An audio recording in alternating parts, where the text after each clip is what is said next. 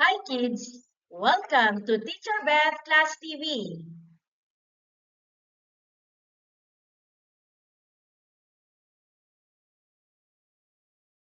Today, we're going to discuss about physical change and chemical change.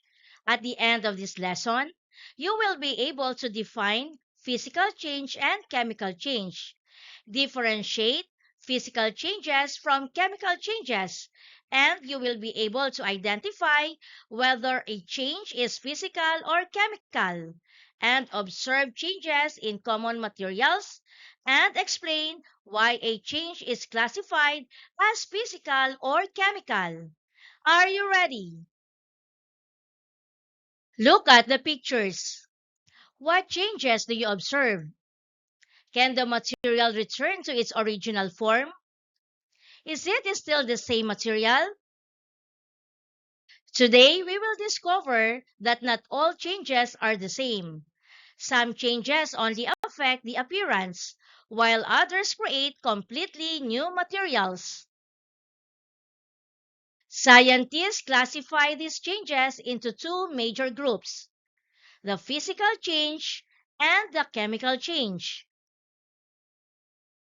A physical change changes only the appearance, size, shape, or state of matter. No new substance is formed. A physical change is reversible. It means the material remains the same even though it looks different. These are the characteristics of physical change. No new substance is formed, only appearance changes, shape may change, size may change, state may change, and usually reversible. These are some examples of physical changes. Here is a sheet of paper. Now imagine that I tear it into pieces. What happened? The paper became smaller. But is it still paper? Yes, only the size and shape change. So tearing paper is a physical change. Another example is breaking glass. Glass becomes pieces, but still it is a glass. Look at this picture. This is an ice cube. When the sun shines on it, the ice melts into water. Did a new material appear? No, it is still water. Only the state change. Therefore, melting ice is a physical change. Same with freezing water. Water into ice is still water. When we stretch a rubber band, it becomes longer. Did it become another material? No, it is still rubber. Only the shape changed. Therefore, stretching a rubber band is a physical change. This aluminum can was crushed. Did it become another material? No, it is still aluminum. Only its shape changed. That is also a physical change. Other examples of physical changes are folding clothes, sharpening pencils, molding clay, dissolving sugar in water, boiling water, and condensation. Can you give more examples of physical changes? Now let's move on to the second type of change. It is called chemical change. A chemical change forms one or more new substances with different properties. It is often difficult or impossible to reverse. That is why chemical change is irreversible. These are the characteristics of chemical change. A new substance is formed, usually cannot be reversed easily, and different properties appear. Let's remember this sentence. Chemical change is a new material. These are the signs of chemical change. Color change. Example, iron becomes reddish brown. Rust forms. Gas is produced. When you mix vinegar with baking soda, bubbles appear. Temperature changes. Some reactions become warm, others become cold. Light is produced. Example, burning wood and fireworks. New smell, like when the food spoils or milk turns sour. And formation of solid. Sometimes two liquids form a solid. These are some examples of chemical changes. Let's fry an egg. Before cooking, the egg is soft and runny. It means it is a raw egg. After cooking, it becomes firm. Can we change the cooked egg back into a raw egg? No. Why? Because a new substance has formed. Cooking an egg is a chemical change. It cannot become raw again. Suppose we burn a piece of paper. After burning, what remains? That's right. Ash, smoke, heat, or gas. Can we turn the ash back into paper? No. That means a new substance has formed. Burning paper is a chemical change. There's a new substances formed. Look at this nail. After many days in the rain, it becomes rusty. The rust has different properties from the shiny iron. Can we easily remove the rust and return it to its original condition? No, because rusting is a chemical change. The baker mixes flour, water, sugar, yeast, and other ingredients. After baking, the dough becomes bread. Can the bread become dough again? No, because baking produces a new substance. It cannot return to dough. Baking bread is a chemical change. When we cook rice, the grains become soft. Can cooked rice become raw rice again? No. Cooking changes the rice permanently, and this is a chemical change. Look at this green mango. After several days, it becomes yellow.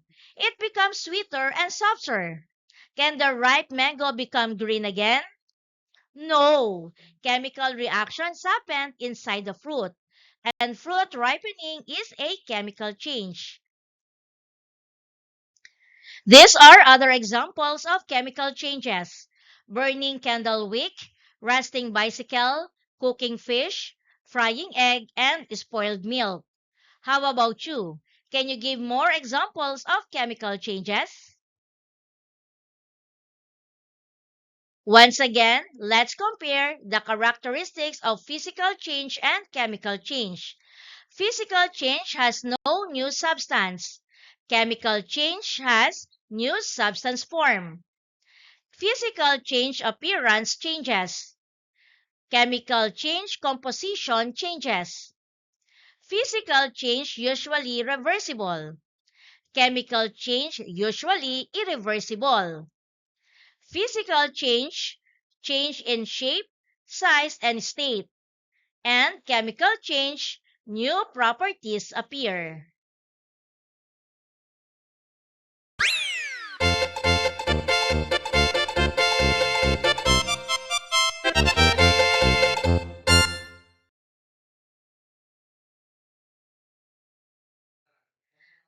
Write physical change if the situation describes a physical change.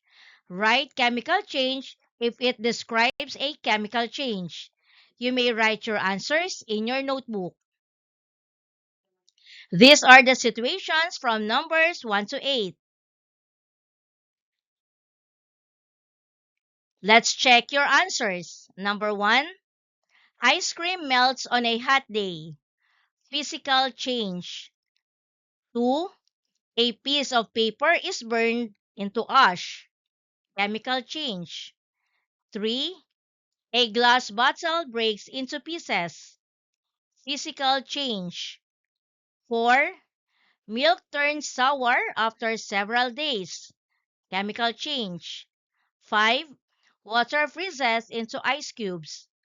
Physical change. 6, A cake is baked in the oven. Chemical change. 7. A rubber band is stretched. Physical change. 8. An iron nail becomes rusty after being left in the rain. Chemical change. Let's now proceed to numbers 9 to 15. Let's check your answers. Number 9. Sugar dissolves in a glass of water. Physical change. 10. A banana ripens from green to yellow. Chemical change. 11. A pencil is sharpened. Physical change. 12. Firewood burns in a campfire. Chemical change. 13. Clay is molded into a flower pot. Physical change. 14. An egg is fried in a pan. Chemical change. 15. A sheet of aluminum foil is crumpled into a ball. Physical change.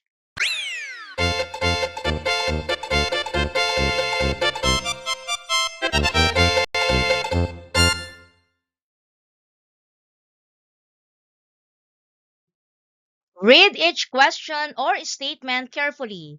Choose the best answer from the choices given. You may also write your answers in your notebook. Which is a physical change? A. Burning wood. B. Rusting iron. C. Melting ice. D. Cooking egg. It's letter C. Melting ice. Which forms a new substance? A. Folding paper. B. Crushing can.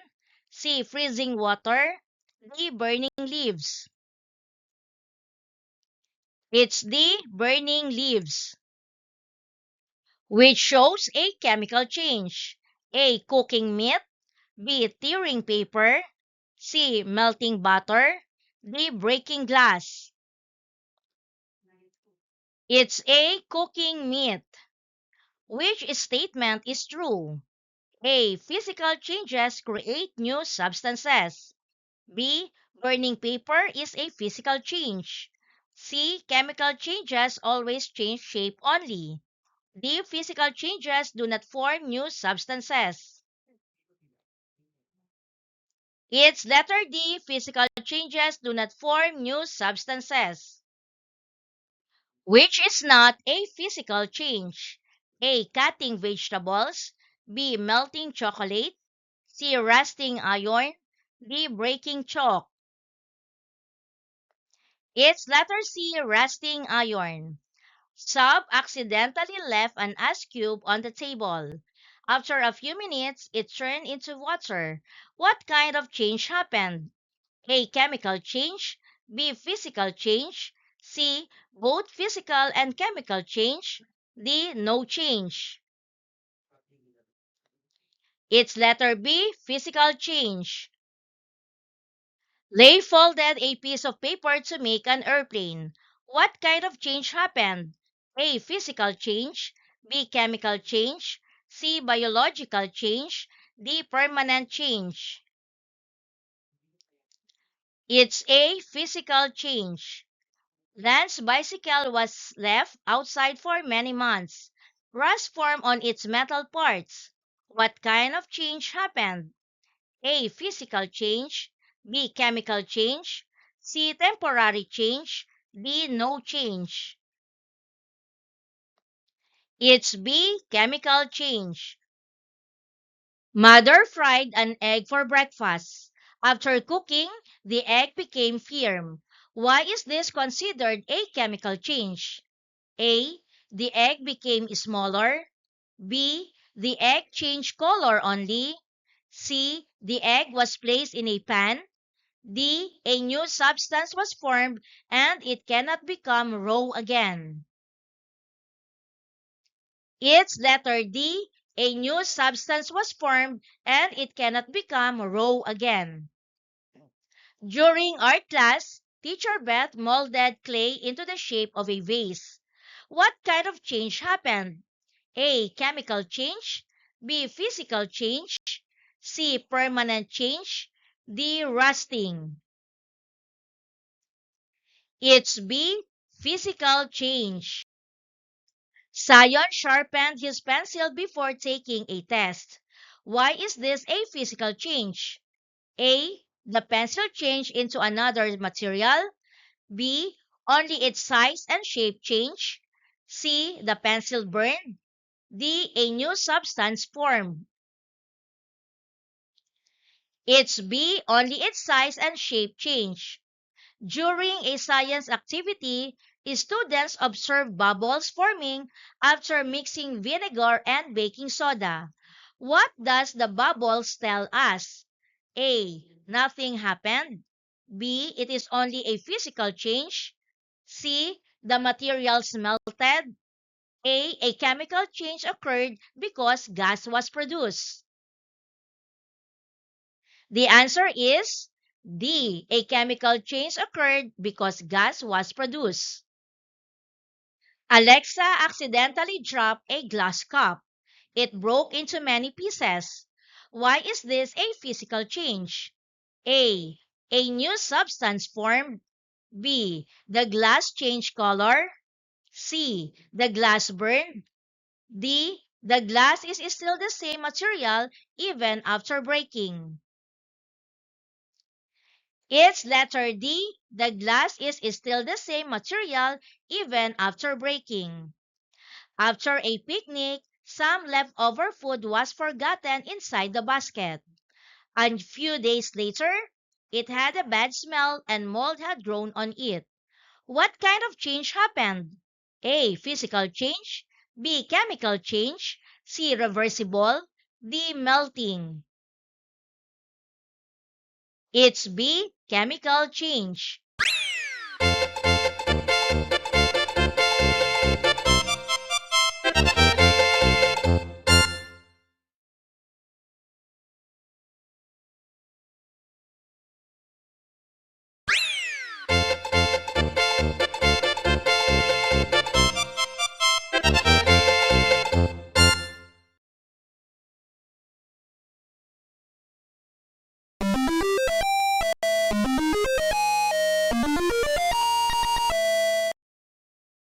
Thank you for joining me. Let's learn, play, and grow together. Teacher Beth Class TV. Subscribe, like, and share. Thank you.